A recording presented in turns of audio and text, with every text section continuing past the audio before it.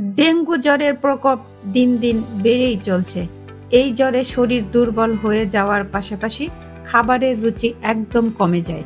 তাই জ্বরের তীব্রতা কমানোর পাশাপাশি রোগীর দেহের সঠিক পুষ্টি চাহিদা বজায় রাখার জন্য এই সময় সঠিক খাদ্যাভ্যাস অনুসরণ করা খুবই গুরুত্বপূর্ণ। এই সময় রোগীর খাবার এমন হওয়া উচিত যা পুষ্টিকর, দ্রুত হজম হয় এবং সেই সাথে খেতেও ভালো লাগে। চলুন তাহলে জেনে নিন ডেঙ্গু জ্বরে আক্রান্ত রোগীর খাবার কেমন হওয়া উচিত। প্রথমত, ডেঙ্গু জ্বর হলে প্রথমেই খেয়াল রাখতে হবে দেহকে কিভাবে হাইড্রেট রাখা যায়। সারাদিনে কমপক্ষে 3 লিটার পানি পান করতে হবে। জ্বর হলে অনেক সময় পানি পান করতে অনীহা দেখা যায়, তাই পানির চাহিদা পূরণ করতে পানির পাশাপাশি তাজা ফলের রস, ডাবের পানি পান করতে হবে। ভিটামিন সি যুক্ত খাবার রোগ প্রতিরোধ ক্ষমতা বাড়ায় এবং খাবারের রুচি বাড়াতে সাহায্য করে, সেই সাথে দ্রুত আরোগ্য লাভেও সহায়তা করে। মাল্টা, কমলা, লেবু, পেয়ারা, স্ট্রবেরি, পেঁপে, পাকা বেল, নাশপাতি, আনারস, ডালিম সহ পানীয় জাতীয় ফল ও ফলের রস খাওয়া এই সময় অত্যন্ত উপকারী। এছাড়াও ডেঙ্গু জ্বরে আক্রান্ত রোগীকে ডাবের পানি বা লেবুর শরবত দেওয়া যেতে পারে।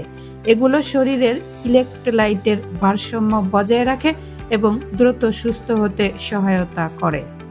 ডেঙ্গু জ্বরের সময় রোগীকে সুস্থ রাখতে সহায়তা করে তরল জাতীয় খাবার। তরল খাবার হজমে সহজ এবং এগুলো শরীরের তাপমাত্রা নিয়ন্ত্রণে আনতে সহায়তা করে। তরল খাবার হিসেবে যে খাবারগুলি দেওয়া যেতে পারে সেগুলো হলো mixed vegetable soup, tomato soup, chicken বা কর্ন স্যুপ দেওয়া যেতে পারে। এতে পানির চাহিদা পূরণ হবে, পাশাপাশি প্রোটিন ও অ্যান্টিঅক্সিডেন্টের চাহিদা পূরণ হবে। তরল খাবারের পাশাপাশি অর্ধ তরল খাবার যেমন নরম সিদ্ধ করা খাবার, জাউ ভাত, ভাতের মার, চিরা ভেজানো পানি, সুজি, সাগু ইত্যাদি দেওয়া যেতে পারে। এসব খাবার সহজপাচ্য এবং এ সময় দ্রুত শরীরে শক্তি ফিরিয়ে আনতে সহায়তা করে।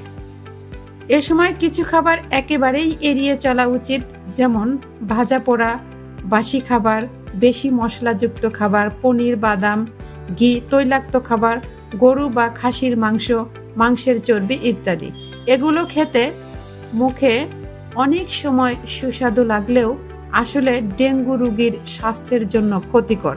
এসব খাবার রোগীর হজমের সমস্যা তৈরি করতে পারে এবং অসুস্থতা বৃদ্ধি করতে পারে। ডেঙ্গু জ্বরে আক্রান্ত হলে রোগীকে পর্যাপ্ত বিশ্রাম নিতে হবে এবং অবশ্যই ডাক্তারের পরামর্শ নিয়ে চলতে হবে। সবচেয়ে বড় কথা, সবাইকে সচেতন থাকতে হবে যেন সহজে এই জ্বরে আক্রান্ত না হয়। ডেঙ্গু থেকে বাঁচতে পরিবেশ পরিচ্ছন্ন রাখা এবং মশার কামড় থেকে রক্ষা পেতে প্রয়োজনীয় প্রতিরোধমূলক ব্যবস্থা নেওয়া অত্যন্ত জরুরি।